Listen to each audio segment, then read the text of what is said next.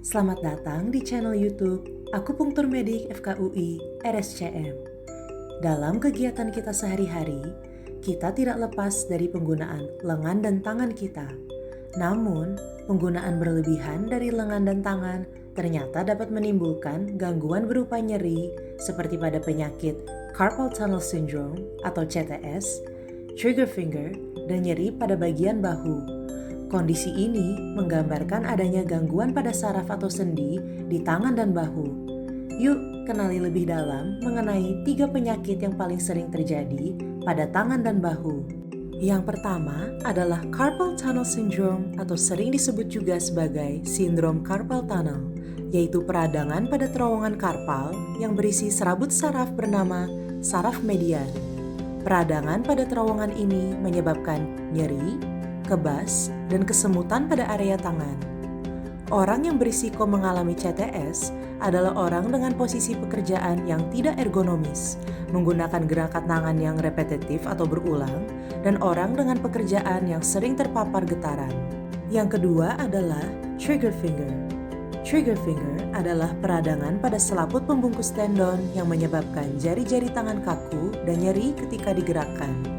Kondisi ini paling sering terjadi pada ibu jari dan jari manis, tetapi bisa juga menyerang jari-jari tangan yang lain, baik satu maupun beberapa jari sekaligus.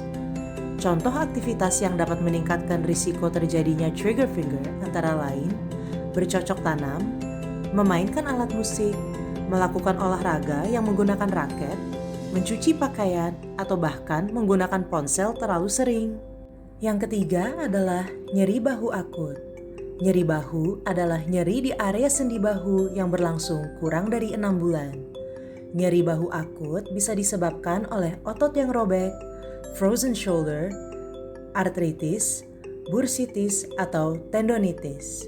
Keluhan yang biasanya terjadi adalah pergerakan bahu yang terbatas, nyeri akibat gerakan berulang, dan dapat disertai rasa bengkak. Namun bagaimana jika sobat sehat sudah terlanjur menderita CTS, trigger finger, dan nyeri bahu akut? Untuk mengetahui tentang terapi penyakit-penyakit tersebut, mari kita tanya langsung ke pakarnya.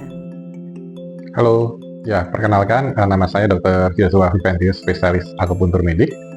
Saya saat ini sebagai staf di KSM, Kedokteran Fisik dan Rehabilitasi, Akupuntur Medik, dan Kedokteran Okupasi. Selain itu juga saya sebagai staf pengajar di program studi akupuntur medik Fakultas Kedokteran Universitas Indonesia. Untuk obat-obatan atau medikamentosa, terapi yang biasa diberikan itu adalah pemberian obat-obatan untuk penghilang nyeri. Selain itu juga dapat diberikan juga obat-obat untuk antiinflamasinya atau untuk menghilangkan peradangannya. Selain itu ada juga terapi non-medikamentosa, di mana terapi dari non-medikamentosa itu dapat diberikan beberapa modalitas terapi, seperti antara lain seperti dari fisioterapi atau kedokteran fisik dan rehabilitasi. Selain itu juga dapat diberikan oleh akupunktur. Dokter, apa yang dimaksud dengan akupunktur?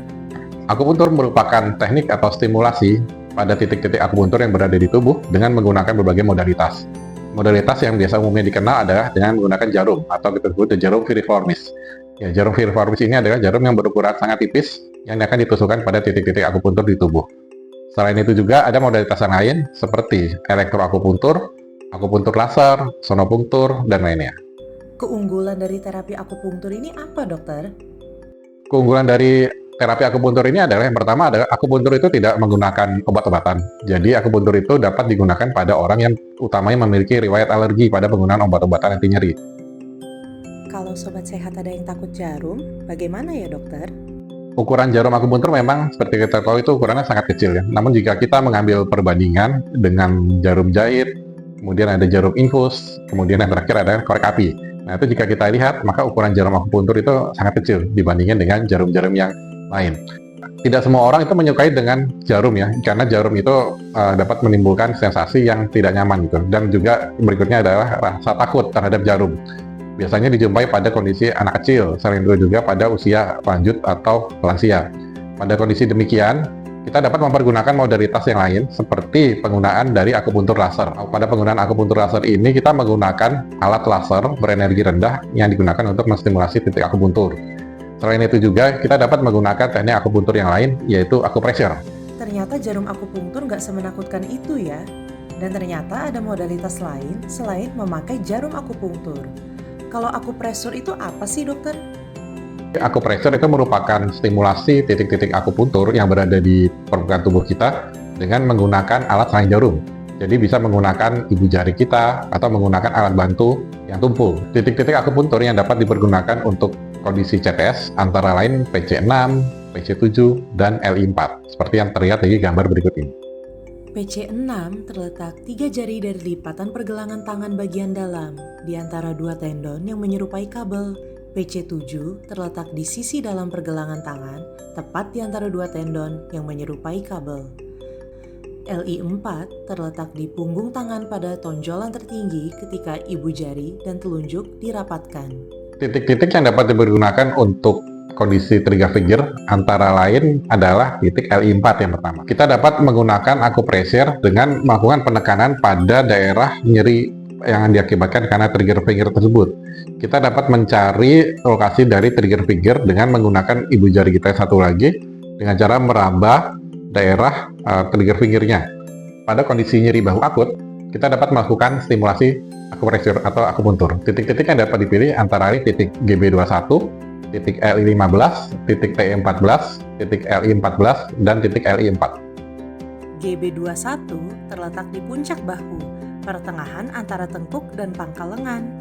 TE14 terletak di bahu belakang, di ujung atas otot deltoid.